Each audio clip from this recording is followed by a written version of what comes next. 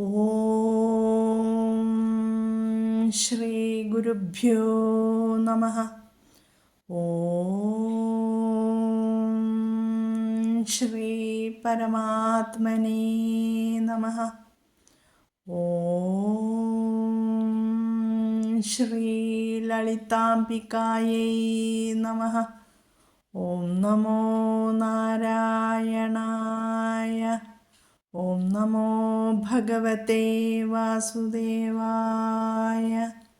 നമസ്തേ സജ്ജനങ്ങളെ, ഇന്ന് നമുക്ക് ശ്രീ വിഷ്ണു സഹസ്രനാമ സ്തോത്രത്തിലെ 31, 32, 33 ശ്ലോകങ്ങളുടെ പാരായണമാണ് പഠിക്കേണ്ടത്. 31-ാമത്തെ ശ്ലോകം. അമൃതാംശൂദ്ഭവോ ഭാനുശശബിന്ദു സുരേശ്വരഃ ഔഷധം ജഗതസ്സേതു സത്യധർമ്മപരാക്രമഃ. അമൃതാംശൂദ്ഭവോ ഭാനുശശബിന്ദു സുരേശ്വരഃ ഔഷധം ജഗതസ്സേതു സത്യധർമ്മപരാക്രമഃ. ആദ്യം നമുക്ക് പദച്ഛേദങ്ങളൊന്ന് മനസ്സിലാക്കാം. അമൃതാംശൂദ്ഭവഃ ഭാനുഃ ശശബിന്ദുഃ സുരേശ്വരഃ ഔഷധം ജഗതഃ സേതുഃ സത്യധർമ്മപരാക്രമഃ. 7 പദച്ഛേദങ്ങളാണ് നമുക്കിതിൽ പഠിക്കാനുള്ളത്. അപ്പോൾ ഇതിൽ എന്താ പഠിക്കാനുള്ളത് എല്ലാം അറിയാം എല്ലാവർക്കും അല്ലേ. അമൃതാംശൂദ്ഭവോ, ഇത് നമ്മൾ പഠിച്ചതാണ്. അമൃതാംശൂദ്ഭവോ ബീജം ശക്തിർദേവകി നന്ദന, ഇത് നമ്മൾ പഠിച്ചതാണ്.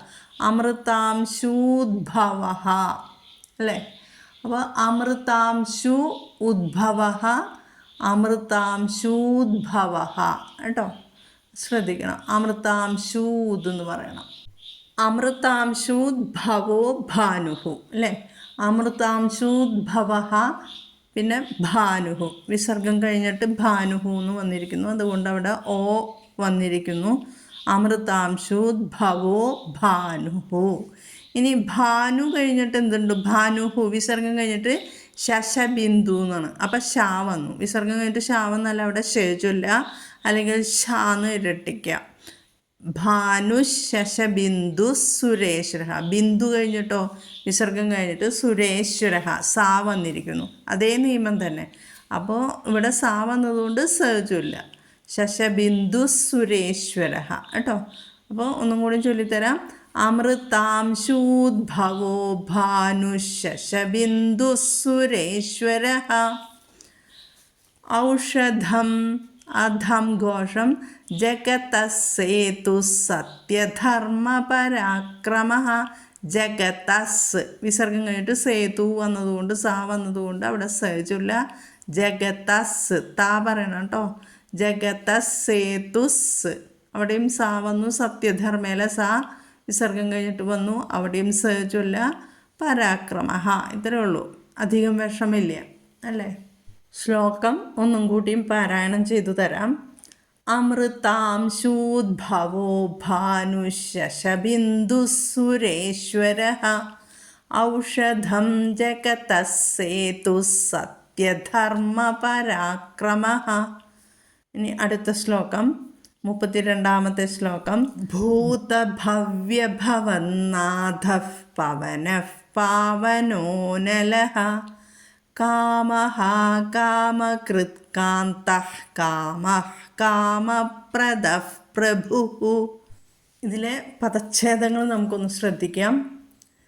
ഭൂതഭവ്യഭവന്നാഥഃ പവനഃ പാവനഃ അനലഃ കാമഃ കാമകൃത് കാന്തഃ കാമഃ കാമപ്രദഃ പ്രഭുഃ. ഈ ശ്ലോകത്തിലെ ആദ്യത്തെ നാമം ഏതാണ്? ഭൂതഭവ്യഭവന്നാഥഃ അല്ലേ. അത് ഭൂതഭവ്യ ഭവത് നാഥഃ. ഭവത് നാഥഃ എന്നാണ് അവിടെ. അതെന്താവും? ഭവന്നാഥഃ എന്നാവും. ന എന്ന അക്ഷരത്തിന് മുമ്പ് തകാരം വന്നിരിക്കുന്നു അല്ലേ. ഭവത്ത് നാഥഃ.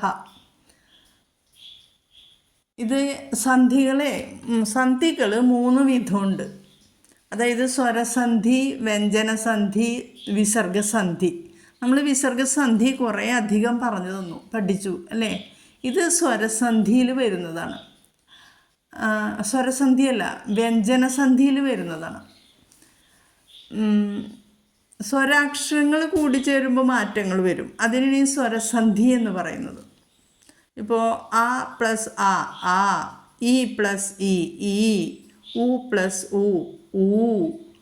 ഇനി ആ പ്ലസ് ഈ മാറ്റം വരും, എന്ന് വരും. ആ പ്ലസ് ഉ എന്ന് പറഞ്ഞാൽ ഓ എന്ന് വരും. ഇപ്പോൾ പര പ്ലസ് ഉപകാരം, പരോപകാരം. വരുന്നത് ദേവ പ്ലസ് ഇന്ദ്രൻ, ദേവേന്ദ്രൻ. ഇതൊക്കെ വരും. ഇവിടെ സ്വരസന്ധിയല്ല, വ്യഞ്ജനസന്ധിയാണ് വന്നിരിക്കുന്നത്. ഭവത്ത്, വ്യഞ്ജനാക്ഷരങ്ങൾ ഭവത്ത് പ്ലസ് നാഥഃ അല്ലേ. അപ്പോൾ പൂർവവർണം പരവർണത്തിൻ്റെ ധർമ്മത്തെ സ്വീകരിക്കും എന്ന് പറയണേ. വ്യഞ്ജനസന്ധിയിൽ ഇങ്ങനെ വന്നിട്ടുണ്ടെങ്കിൽ പരവർണത്തിൻ്റെ ധർമ്മത്തെ സ്വീകരിക്കും. ഏത്? ആദ്യത്തെ വർണ്ണം. ഇവിടെ ആദ്യത്തെ വർണ്ണം ത ആണ്, ഭവത്ത്. അത് കഴിഞ്ഞിട്ട് നാഥഃ എന്ന് വന്നു അല്ലേ. അപ്പോൾ അത് നാഥഃ വന്നപ്പോൾ ഈ ത മാറിയിട്ട് നാ എന്താണ്? അനുനാസികമാണ്. തവർഗത്തിലെ അനുനാസികം നായല്ലേ. പരം അനുനാസികമാണെങ്കിൽ പൂർവപദം അനുനാസികമായിട്ട്, പദമല്ല അക്ഷരം, വ്യഞ്ജനം, അത് അനുനാസികമായിട്ട് മാറും. അതാണ് ഇവിടെ വന്നിരിക്കുന്നത്. പൂർവപദം, ആദ്യത്തെ പദം ത ആണ്. അത് പരവർണത്തിൻ്റെ ധർമ്മത്തെ സ്വീകരിക്കും. പരവർണം നായാണ്. അപ്പോൾ ഈ നാ തന്നെയായിട്ട് മാറും. നാ അനുനാസികമാണ്. അനുനാസികമായിട്ട് വരുന്നുണ്ടെങ്കിൽ നാ ആയിട്ട് ആദ്യത്തെ അക്ഷരവും മാറും. അതാണ് ഇവിടെ സംഭവിച്ചിരിക്കുന്നത്. നിങ്ങൾക്ക് പല ശ്ലോകങ്ങൾ ഇങ്ങനെ വന്നിട്ടുണ്ടായിരിക്കും, പഠിച്ചിട്ടുണ്ടായിരിക്കും. ഇതാണ് അതിലെ നിയമം. വ്യഞ്ജനസന്ധിയാണ് അത്. രണ്ടാമത് വരുന്നത് അനുനാസികമാണെങ്കിൽ, ആദ്യത്തെ അക്ഷരം അനുനാസികമാണെങ്കിൽ ആദ്യത്തെ അക്ഷരം, ആദ്യത്തെ പദത്തിലെ അക്ഷരം അനുനാസികമായിട്ട് മാറും. അതാണ് ഇവിടെ വന്നത് കേട്ടോ. അതുകൊണ്ടാണ് ഭവന്നാഥഃ എന്ന് വന്നത്. നാ തന്നെ വന്നു, ഭവത്ത് മാറിയിട്ട് എന്ന് വന്നു കേട്ടോ. നാഥയിലെ നാ തവർഗത്തിലെ അനുനാസികമാണ്. അപ്പോൾ അത് മാറി നാ വന്നു, ഭവന്നാഥഃ എന്ന് വന്നു കേട്ടോ. ഇനി എന്താണ് പറഞ്ഞു തരാനുള്ളത്? ഇതിൽ കുറേ അധികം സന്ധികളുണ്ട് ഇതിൽ അല്ലേ. പഠിച്ചു കഴിഞ്ഞതാണ്. ഭൂതഭവ്യ ഭവന്നാഥഃ, അത് കഴിഞ്ഞിട്ട് പവനഃ, പാ വന്നു. അപ്പോൾ ഉപധ്മാനീയം ഫ വരും. അവിടെ വിസർഗസ്ഥാനത്ത് ഫ ചൊല്ലണം. പവനഃ കഴിഞ്ഞിട്ട് പാവനഃ എന്ന് വന്നു. അവിടെയും വിസർഗം കഴിഞ്ഞിട്ട് പാ വന്നിരിക്കുന്നു. അപ്പോൾ അവിടെയും ഫ ചൊല്ലണം. പിന്നെ പവനഃ കഴിഞ്ഞിട്ട് അനലഹ വന്നു. രണ്ടു വിസർഗത്തിന് അപ്പുറവും ഇപ്പുറവും അകാരം വന്നിരിക്കുന്നു. സ്വരാക്ഷരം ആ വന്നിരിക്കുന്നു. അതുകൊണ്ട് അവിടെ ഓകാരം വന്നിട്ട് പാവനോന്ന് കഴിഞ്ഞിട്ട് അനലഹ എന്നുള്ള ആ അതിലലിഞ്ഞു ചേരുന്നു. അതുകൊണ്ട് അവിടെ പ്രശ്ലേഷ ചിഹ്നം ഇട്ടിരിക്കുന്നു. അവിടെ നമ്മൾ ഓകാരം ഒരു മാത്രം നീട്ടിച്ചൊല്ലണം. പവനോനലഹ. ഭൂതഭവ്യ ഭവന്നാഥ പവനഃ പാവനോനലഹ, അങ്ങനെ ചൊല്ലണം. അടുത്തത് കാമഹ, കാമകൃത്ത്, കാന്തഃ. കാന്തഃ എന്ന് പറഞ്ഞാൽ കാന്തഃ വിസർഗം കഴിഞ്ഞിട്ട് കാമഹ എന്ന് വന്നു. അപ്പോൾ ജിഹ്വമൂലീയം വന്നിരിക്കുന്നു. വിസർഗസ്ഥാനത്ത് നമ്മൾ ഹ ചൊല്ലണം. കാ വന്നതുകൊണ്ട് വിസർഗം കഴിഞ്ഞിട്ട് കാ വന്നാൽ നമ്മളവിടെ ഹ ചൊല്ലുക. കാമഹ കഴിഞ്ഞിട്ട് വിസർഗം കഴിഞ്ഞിട്ട് കാമപ്രദഹ എന്ന് വന്നിരിക്കുന്നു. അപ്പോൾ വിസർഗം കഴിഞ്ഞിട്ട് കാ വന്നതുകൊണ്ട് അവിടെയും നമ്മൾ ഹ ജിഹ്വമൂലീയം ചൊല്ലുക. പിന്നെ കാമപ്രദഹ കഴിഞ്ഞിട്ട് പ്രഭുഹു വന്നിരിക്കുന്നു. അവിടെ നമ്മൾ വിസർഗം കഴിഞ്ഞിട്ട് പാ വന്നതുകൊണ്ട് ഫ എന്ന് ഉച്ചരിക്കണം, ഉപധ്മാനീയം കേട്ടോ. അപ്പോൾ ഇത് ഇത്തിരി വ്യത്യാസമുണ്ട്. ഇത്തിരി വിസർഗങ്ങൾ കൂടുതലുള്ള ശ്ലോകമാണ്. ശ്രദ്ധിച്ച് ഉച്ചാരണം ശ്രദ്ധിക്കുക കേട്ടോ. ഭൂതഭവ്യഭവന്നാഥഃ പവനഃ പാവനോ നലഃ കാമഃ കാമകൃത് കാന്തഃ കാമഃ കാമപ്രദഃ പ്രഭുഃ ഭൂതഭവ്യഭവന്നാഥഃ പവനഃ പാവനോ നലഃ കാമഃ കാമകൃത് കാന്തഃ കാമഃ കാമപ്രദഃ പ്രഭുഃ. ഇനി അടുത്ത ശ്ലോകം 33-ാമത്തെ ശ്ലോകം പഠിക്കാം.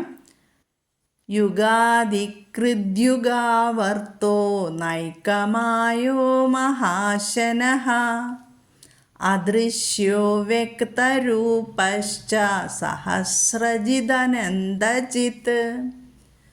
യുഗാദികൃദ്യുഗാവർത്തോ നൈകമായോ മഹാശനഃ അദൃശ്യോ വ്യക്തരൂപശ്ച സഹസ്രജിദനന്ദജിത്.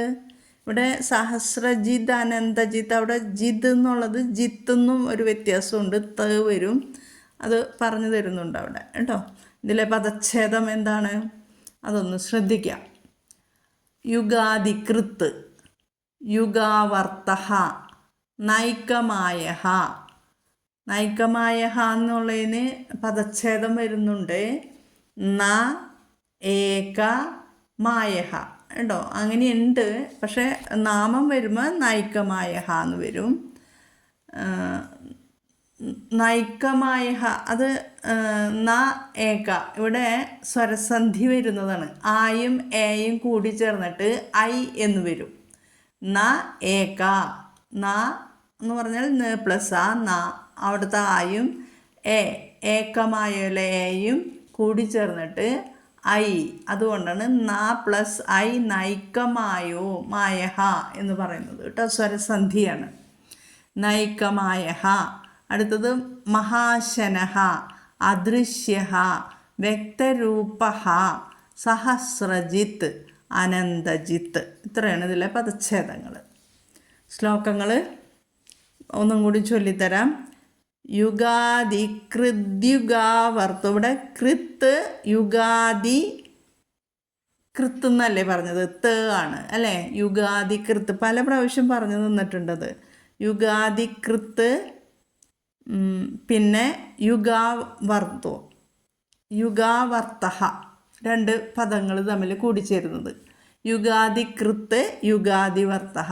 ആ കൃത്ത് മൃദുഗണ വന്നതുകൊണ്ട് അത് മാറിയിട്ട് കൃദ് എന്ന് വരും അല്ലേ. യുഗാദികൃദ് എന്ന് വരും. പിന്നെ യുഗാവർത്ത എന്ന് പറയുമ്പോൾ അവിടെ യു വരുന്നുണ്ട്. യുഗാദികൃദ്യുഗാവർത്തോ കേട്ടോ. കൃദ്യുഗ എന്നും പറയാം, കൃദ്യുഗ എന്ന് ഒന്നിച്ചും പറയാം. യുഗാദികൃദ്യുഗാവർത്തോ, യു എന്ന് പറയണം കേട്ടോ. അവിടെ ദൂ മാത്രം പറഞ്ഞു പോകരുത്. യുഗാദികൃദ്യുഗാവർത്തോ നൈകമായോ മഹാശനഃ അദൃശ്യോ വ്യക്തരൂപശ്ച സഹസ്രജിദനന്തജിത്. വ്യക്തരൂപഃ ച, അവിടെ വിസർഗത്തിന് ശേഷം ച വന്നതുകൊണ്ട് ശ ഉച്ചരിക്കും കേട്ടോ. വ്യക്തരൂപശ്ച സഹസ്രജിദനന്തജിത്ത്, സഹസ്രജിദനന്തജിത്ത്. അവിടെ താ വരുന്നാണ് പറയുന്നത്, അവിടെ എഴുതി തരുന്നുണ്ട്. സഹസ്രജിത്ത് അനന്തജിത്ത് എന്ന് വരുന്നു പദച്ഛേദം കേട്ടോ. അപ്പോൾ ഒന്നും കൂടി ചൊല്ലിത്തരാം, എളുപ്പമാണ്. യുഗാദികൃദ്യുഗാവർത്തോ നൈകമായോ മഹാശനഃ അദൃശ്യോ വ്യക്തരൂപശ്ച സഹസ്രജിദനന്തജിത്ത്. ഒന്നിച്ച് 3 ശ്ലോകങ്ങളും ചൊല്ലിത്തരാം. അമൃതാംശൂദ്ഭവോ ഭാനുശശബിന്ദുസുരേശ്വരഃ ഔഷധം ജഗതഃ സേതുഃ സത്യധർമ്മപരാക്രമഃ ഭൂതഭവ്യഭവന്നാഥഃ പവനഃ പാവനോ നലഃ കാമഃ കാമകൃത് കാന്തഃ കാമഃ കാമപ്രദഃ പ്രഭുഃ യുഗാധികൃദ്യുഗാവർത്തോ നൈകമായോ മഹാശനഃ അദൃശ്യോ വ്യക്തരൂപശ്ച സഹസ്രജിദനന്തജിത്. ശ്രീരാമ രാമ രാമേതി രമേ രാമേ മനോരമേ സഹസ്രനാമ തത്തുല്യം രാമനാമവരാനനേ. ശ്രീരാമനാമവരാനന ഓം നമ ഇതി. ഹരി ഓം. ഓം ശ്രീ ഗുരുഭ്യോ നമഃ. ഹരി ഓം. ഓം തത്സത്. എല്ലാവരും വളരെ ഭംഗിയായിട്ട് ശ്രദ്ധയോടുകൂടി നല്ല അക്ഷരസ്ഫുടതയോടുകൂടി ശ്ലോകങ്ങൾ പാരായണം ചെയ്യുക. പാരായണം ചെയ്ത് പഠിക്കുക. ജഗദീശ്വരൻ്റെ കൃപാകടാക്ഷം എല്ലാവർക്കും ലഭിക്കട്ടെ. ഓം ശ്രീ ഗുരുഭ്യോ നമഃ. ഹരി ഓം.